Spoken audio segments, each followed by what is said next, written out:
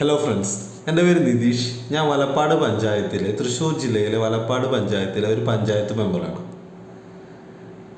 ഈ ഇടയായി പഞ്ചായത്തിലേക്ക് കടന്നു വരുന്ന ആളുകളുടെ എണ്ണം അധികമാണ്. അതിന് കാരണമെന്ന് പറയുന്നത് പഞ്ചായത്തുമായി ബന്ധപ്പെട്ട് നിൽക്കുന്ന പെൻഷനുകളെ, സാമൂഹ്യ പെൻഷനുകളുമായി ബന്ധപ്പെട്ട രേഖകൾ സമർപ്പിക്കാനാണ്. പലപ്പോഴും വരുമാന സർട്ടിഫിക്കറ്റാണ് സമർപ്പിക്കേണ്ടത്. എല്ലാവർക്കും വരുമാന സർട്ടിഫിക്കറ്റ് സമർപ്പിക്കേണ്ട ഒരു ആവശ്യമില്ല.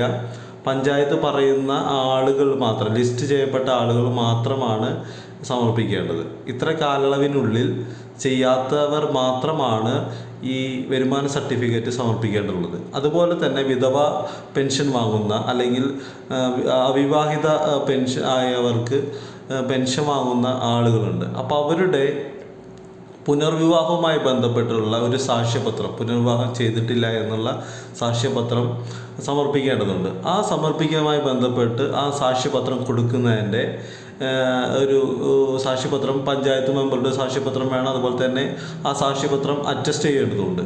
ആ സാക്ഷ്യപത്രം കൊടുക്കുന്നതിൻ്റെ സമയം ഇപ്പോൾ നീട്ടിയിട്ടുണ്ട്. 2026 മാർച്ച് 31 വരെ ആ സമയം നീട്ടിയിട്ടുണ്ട്. ഇപ്പോൾ എൻ്റെ വാർഡിൽ തന്നെയാണെങ്കിൽ ഒരുവിധം ആളുകളും ഇപ്പോൾ സമർപ്പിച്ചിട്ടുണ്ട്. 1-2 ആളുകൾ മാത്രമാണ് സമർപ്പിക്കാനുള്ളത്. അപ്പോൾ എല്ലായിടത്തും ഇതുപോലെ തന്നെ ഇനിയിപ്പോൾ അതൊരു പ്രശ്നമില്ല.